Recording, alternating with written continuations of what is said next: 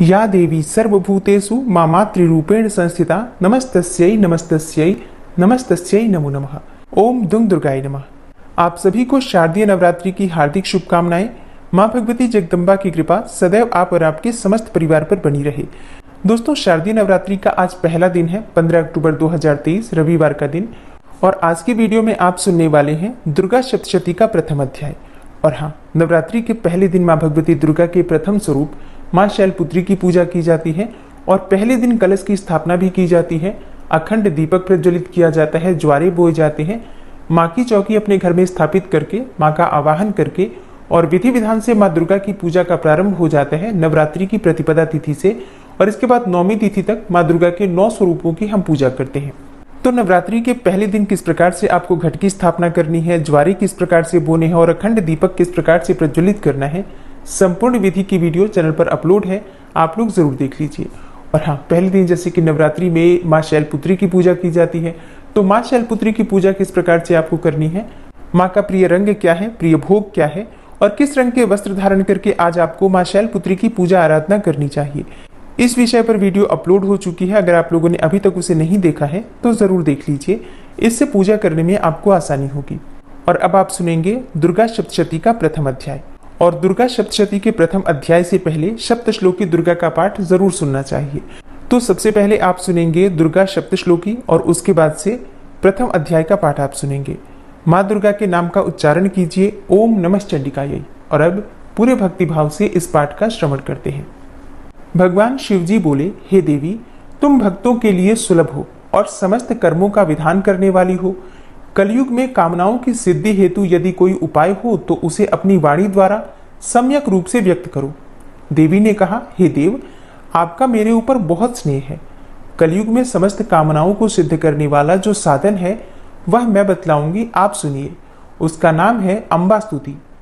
विनियोग है ओम। इस दुर्गा सप्तश्लोकी स्तोत्र मंत्र के नारायण ऋषि हैं, अनुष्टुप छंद है, श्री महाकाली, महालक्ष्मी और महासरस्वती देवता है। और श्री दुर्गा की प्रसन्नता के लिए सप्तश्लोकी दुर्गा पाठ में इसका विनियोग किया जाता है। भगवती महामाया देवी ज्ञानियों के भी चित्त को बलपूर्वक खींचकर मोह में डाल देती हैं।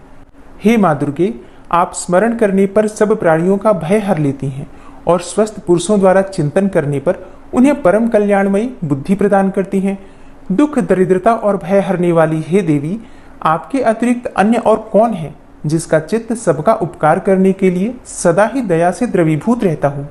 हे नारायणी, तुम हर प्रकार का मंगल प्रदान करने वाली मंगलमयी हो, कल्याणदायिनी शिवा हो। सब पुरुषार्थों को सिद्ध करने वाली शरणागत वत्सला, 3 नेत्रों वाली गौरी, तुम्हें नमस्कार है। शरण में आए हुए दीन दुखी एवं पीड़ितों की रक्षा में संलग्न रहने वाली तथा सबकी पीड़ा दूर करने वाली हे नारायणी देवी, तुम्हें नमस्कार है। सर्वस्वरूपा, सर्वेश्वरी तथा सब प्रकार की शक्तियों से संपन्न हे दुर्गे देवी, हर प्रकार के भयों से हमारी रक्षा करो, तुम्हें नमस्कार है। हे देवी, तुम प्रसन्न होने पर सब रोगों को नष्ट कर देती हो और कुपित होने पर मनोवांछित सभी कामनाओं का नाश कर देती हो। जो लोग तुम्हारी शरण में जा चुके हैं उन पर विपत्ति तो आती ही नहीं। तुम्हारी शरण में आए हुए मनुष्य दूसरों को भी शरण देने वाले हो जाते हैं। हे सर्वेश्वरी, तुम इसी प्रकार तीनों लोगों की समस्त बाधाओं को शांत करो और हमारे शत्रुओं का नाश करती रहो। इस प्रकार से श्री दुर्गा सप्तश्लोकी संपूर्ण हुआ। और अब माँ भगवती दुर्गा का अपने मन में ध्यान करते हुए प्रथम अध्याय का श्रवण करते हैं। इस अध्याय में मेधा ऋषि ने राजा सुरथ और समाति को भगवती की महिमा बताते हुए मधुकैटभ के वध का वर्णन किया है। ओम नमः चंडिकायै। मार्कंडेय जी बोले, सूर्य के पुत्र सावरणी जो 8वें मनु कहे जाते हैं, उनकी उत्पत्ति की कथा विस्तार पूर्वक कहता हूँ, आप सब ध्यान पूर्वक सुने। सूर्य कुमार महाभाग सावरणी भगवती महामाया के अनुग्रह से जिस प्रकार मनवंतर के स्वामी हुए वही प्रसंग सुनाता हूँ। पूर्व काल की बात है, स्वारोचिस मनवंतर में सुरथ नाम के एक राजा थे जो चैत्र वंश में उत्पन्न हुए थे। वे प्रजा का अपने औरस पुत्रों की भांति धर्म पूर्वक पालन करते थे। तो भी उस समय कोला विध्वंसी नाम के क्षत्रिय उनके शत्रु हो गए। राजा सुरथ की दंड नीति बड़ी प्रबल थी। उनका शत्रुओं के साथ संग्राम हुआ। यद्यपि कोला विध्वंसी संख्या में कम थे तो भी राजा सुरथ युद्ध में उनसे परास्त हो गए।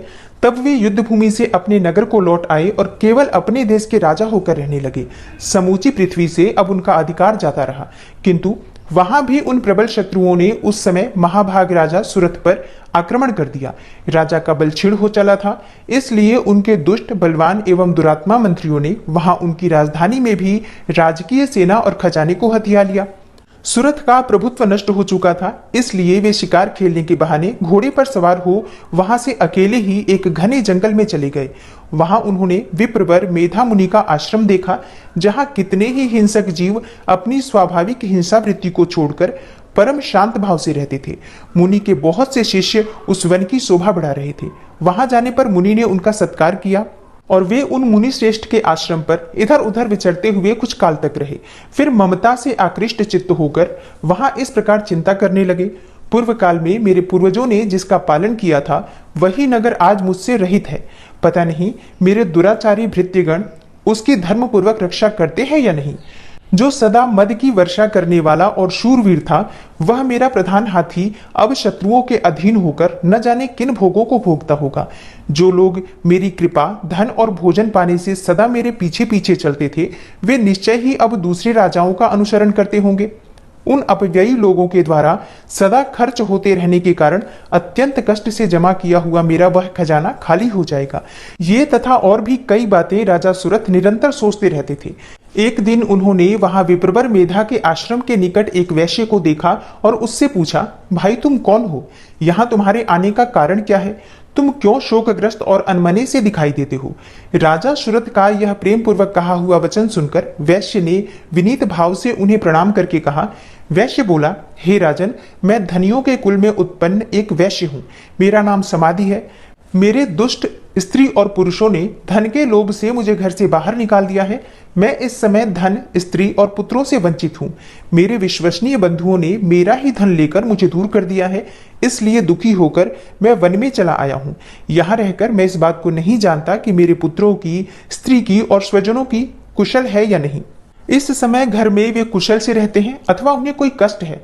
वे मेरे पुत्र कैसे हैं? क्या वे सदाचारी हैं अथवा दुराचारी हो गए हैं?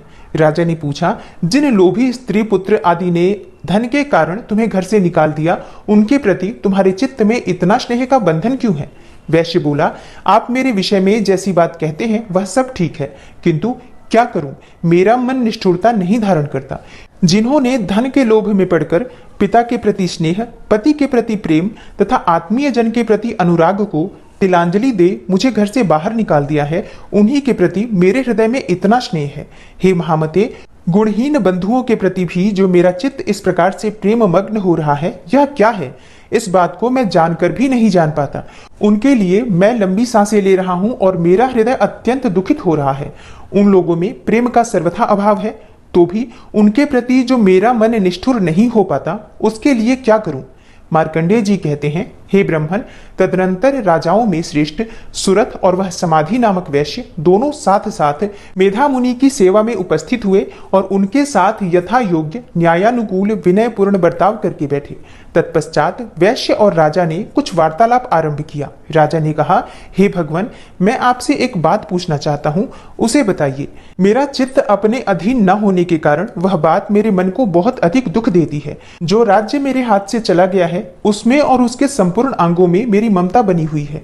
हे मुनिश्रेष्ठ, यह जानते हुए भी कि अब वह मेरा नहीं है, अज्ञानी की भांति मुझे उसके लिए दुख क्यों होता है? यह क्या है? इधर यह वैश्य भी घर से अपमानित होकर आया है। इसके पुत्र, स्त्री और भृत्यों ने इसे छोड़ दिया है। स्वजनों ने भी इसका परित्याग कर दिया है, तो भी वह उनके प्रति अत्यंत हार्दिक स्नेह रखता है। इस प्रकार यह तथा मैं दोनों ही बहुत दुखी हैं। जिसमें प्रत्यक्ष दोष देखा गया है, उस विषय के लिए भी हमारे मन में ममता जनित आकर्षण पैदा हो रहा है।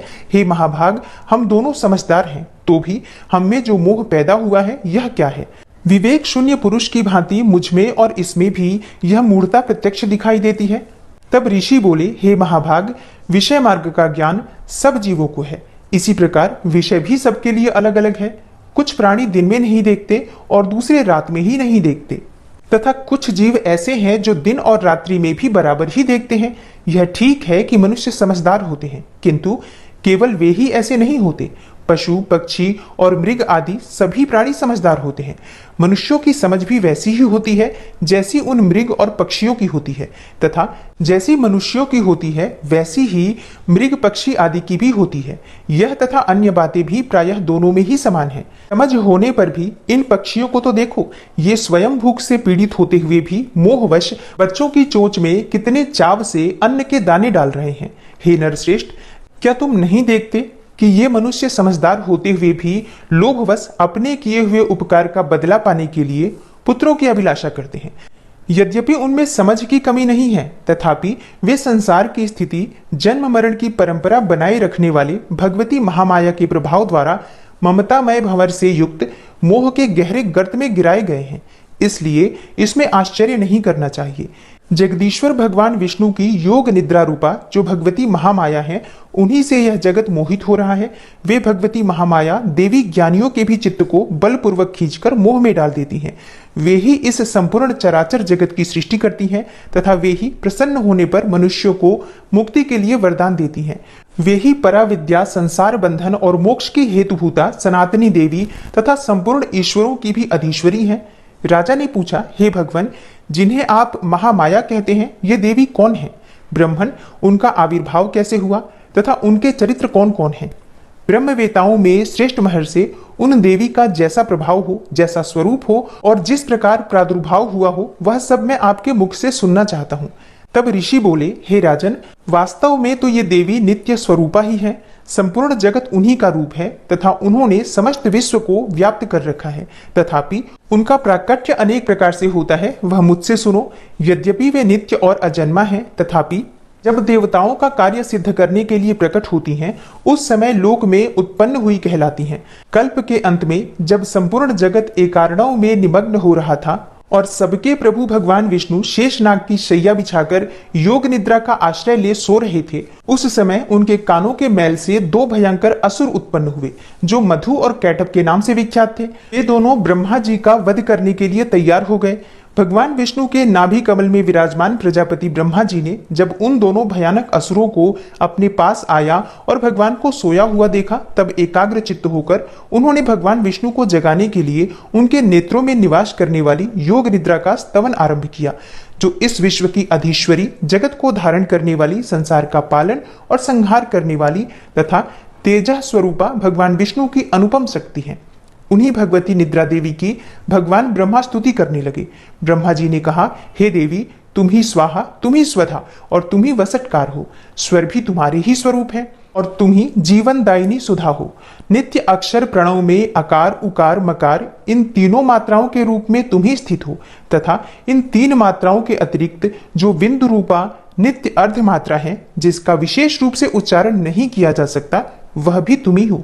हे देवी, तुम ही संध्या, सावित्री तथा परम जननी हो। हे देवी, तुम ही इस विश्व ब्रह्मांड को धारण करती हो। तुमसे ही इस जगत की सृष्टि होती है, तुम ही से इसका पालन होता है और सदा तुम ही कल्प के अंत में सबको अपना ग्रास बना लेती हो।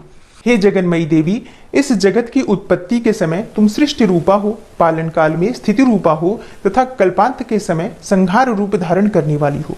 तुम ही महाविद्या, महामाया, महामेधा, महास्मृति, महामोह रूपा, महादेवी और महासुरी हो और तुम ही तीनों गुणों को उत्पन्न करने वाली सबकी प्रकृति हो। भयंकर काल रात्रि, महारात्रि और मोह रात्रि भी तुम ही हो।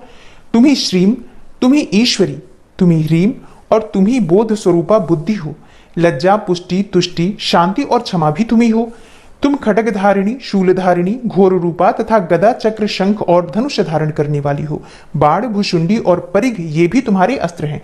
तुम सौम्य और सौम्यतर हो। इतना ही नहीं, जितने भी सौम्य एवं सुंदर पदार्थ हैं, उन सबकी अपेक्षा तुम अत्यधिक सुंदरी हो।